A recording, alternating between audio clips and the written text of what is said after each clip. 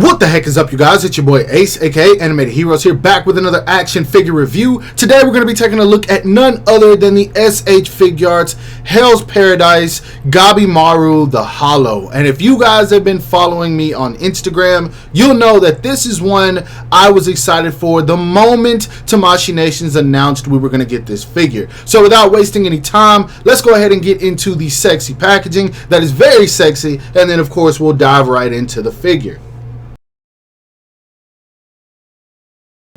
Now for the packaging, as you guys can see, we do have this purple-ish color theme with yellow. It's giving me real LSU vibes if you guys know anything about college football. You got Gabimaru in the packaging with an image of him on the front, some paint splotches along the side, a whole lot of kanji and things written on here. This box just looks really dang good, man. At the bottom it says Tamashii Nations Bandai. On the side right here, we've got an image of him squatted down. More kanji down there. I'm pretty sure that says Gabimaru. On this side right here, Gabimaru again. Nothing much really going on at the top. We've got an image of him with the mask on. At the bottom, we've got that confused look. I don't know what this code is at the bottom. You guys can tell me in the comments. And then, of course, on the back, some poses you can get the figure into, as well as stuff that I can't read because I imported this figure. Now, once again, let's go ahead and bust this figure out because this is one I have been waiting on since he went up for pre-order.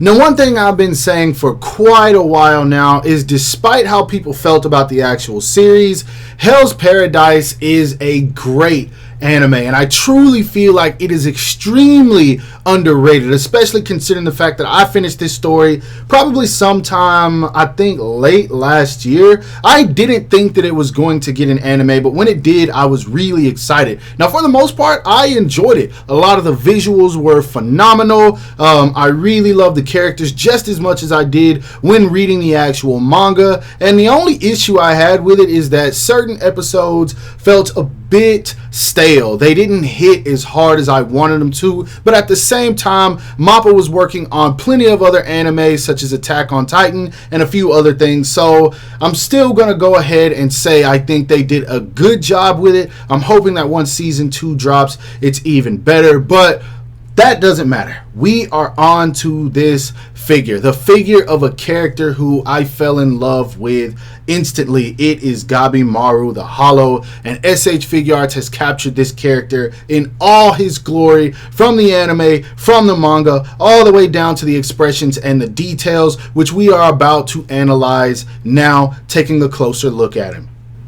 Taking a look at this figure up close, I feel like SH Figuarts did everything that they needed to do in order to capture the full essence of this character directly from the anime. First, as you guys can see, he does have the very unkempt hairstyle that is kind of thick and it sits a little bit higher than most anime characters. It's a unique art style and it does fit the character. He's got the kind of neutral expression, as you guys can see. He always has that, for the most part, unbothered look. I love what they did with the outfit as well. It looks very good. A whole lot of sculpted wrinkles and detail in there. Could have used a bit more shading, maybe some black wash to make it pop, but it doesn't look that bad. He's got the tatters along the wrist and at the lower part of the pants, as he is supposed to. Some of them also around the belt. I'm loving what they did with the hands. These are painted so nicely. They're very simplistic, not any extreme amount of detail put into them, or really anywhere in this figure for that matter, but it just looks good, man.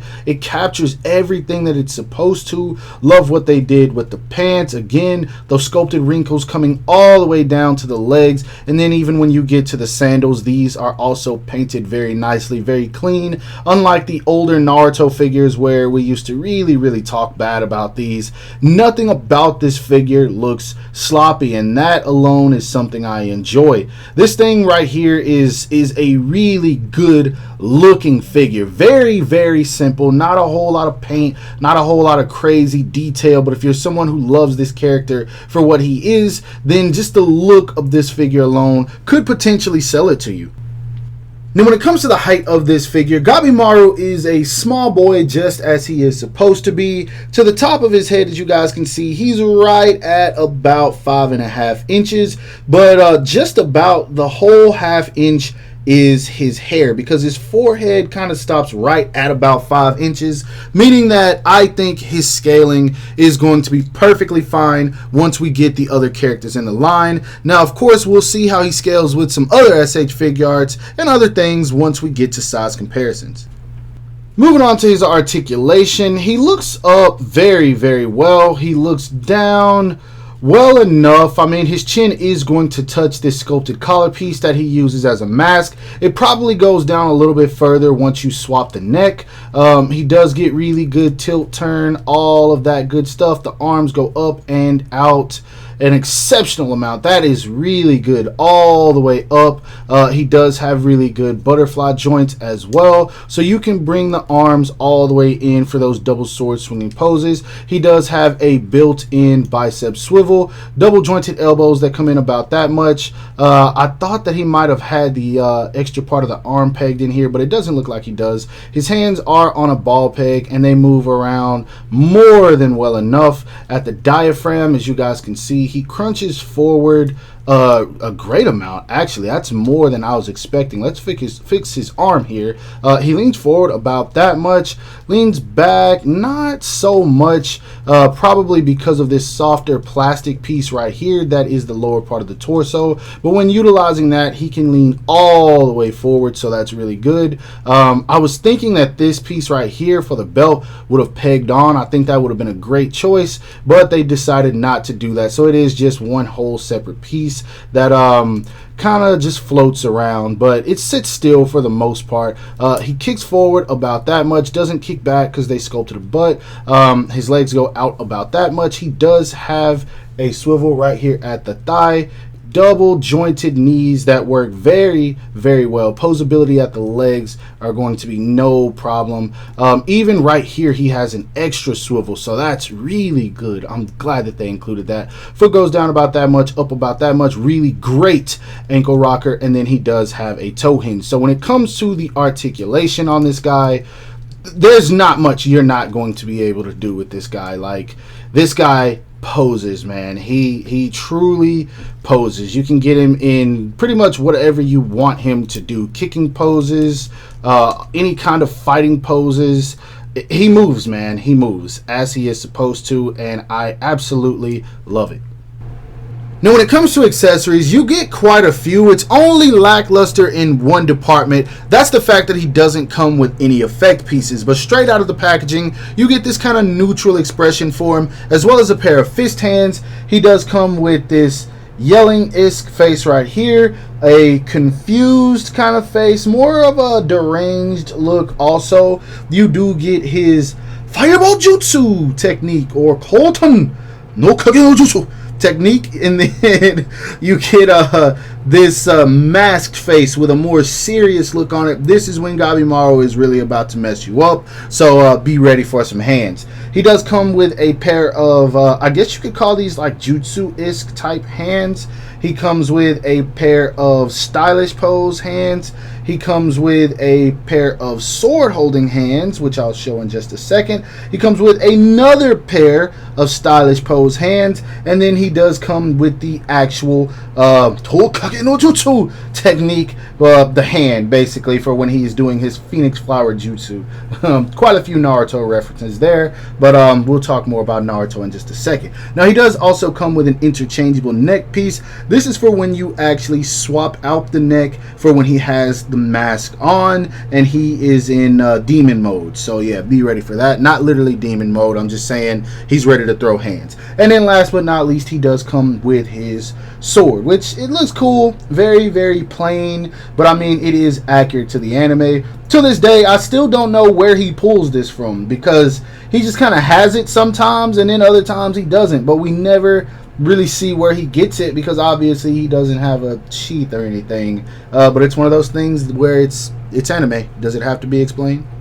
Moving on to size comparisons, I wouldn't feel right if I didn't have any Naruto figures in this video, just because Gabimaru, ninja, Naruto, ninjas, it just makes sense. And honestly, I feel like if Gabimaru was a character in Naruto, he would definitely be the second tailed Jinchuriki. I just feel that in my soul. That would be the perfect Jinchuriki for him. But anyway, here he is standing next to a Shippuden version of Naruto. And of course, we also have the kid Naruto on the other side of him. Feel like he scales well with both of them. And then we also have Kakashi Sensei on the far right. Next up, here he is standing next to a couple more SH Figuarts protagonists. We have the GOAT Luffy. We have the GOAT Yuji Itadori, and then of course we have a Dragon Ball Super CGI Goku. Bringing out some Figmas, here he is standing next to the Figma Satoru Gojo, the honored one from JJK Greatness. We also have him standing next to a Demon Slayer or Kimetsu no Yaiba Tanjiro, and a Boku no Hero or My Hero Academia Deku. Lastly, for some random extras, here he is standing next to a Marvel Legends Amazing Fantasy Spider-Man, a Hasbro Lightning Collection, Power Rangers Omega Red Ranger, and a Mafex or Metacom toy Batman Hush Nightwing. Now, I've heard some people express the fact that they have had a few issues with this figure, or they've even expressed the fact that there's certain things about it that they dislike. From my experience messing around with this figure, I haven't had any issues. And to be honest, I would say this figure would be a solid 10 out of 10 if there was two things added. Those two things being a bit of extra black shading on the gi, and then maybe one or two flame accessories, because his flame abilities look very unique. It's not the typical fire. It's almost like a rainbow flame that looks so sick, and those added accessories would have made this figure a full-blown 10 out of 10 for me. Now, as we all know, if you've seen it, Figma is making their version of this figure, and I expect it to be pretty dang good. Obviously, they're going to beat SHF in the accessories department. Now, whether they're going to beat them in everything else,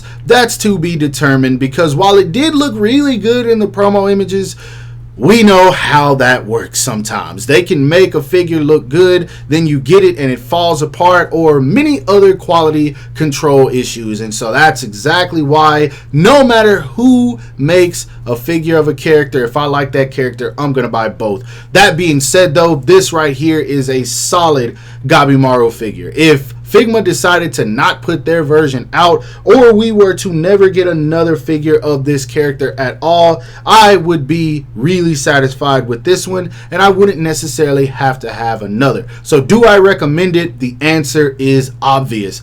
Yes. And if you haven't seen Hell's Paradise, I'm telling you, as an anime fan, if you are one, you're robbing yourself of a fun experience. It's 12, 13 episodes, not a whole lot. Even the manga is really short if you decide to read it. Check out this anime, man. I really want to push this one because I love how great it is. It's creepy, it's eerie, it's ultimately satisfying, and it's also a bit of a love story. So it's just a fun watch. But either way, I'm harping on that too much. You guys know how it gets when I talk about anime. Now, overall, I hope that you guys enjoyed this review. If so, don't forget to give it a thumbs up because that always helps me out. Subscribe to my channel if you haven't already. Make sure to hit that bell icon to be notified whenever I upload new content. And last but not least, follow me on everything you see listed in the description below to keep all of my activity outside of YouTube. Hope you guys have a great rest of your day. Stay safe wherever you are, and bye.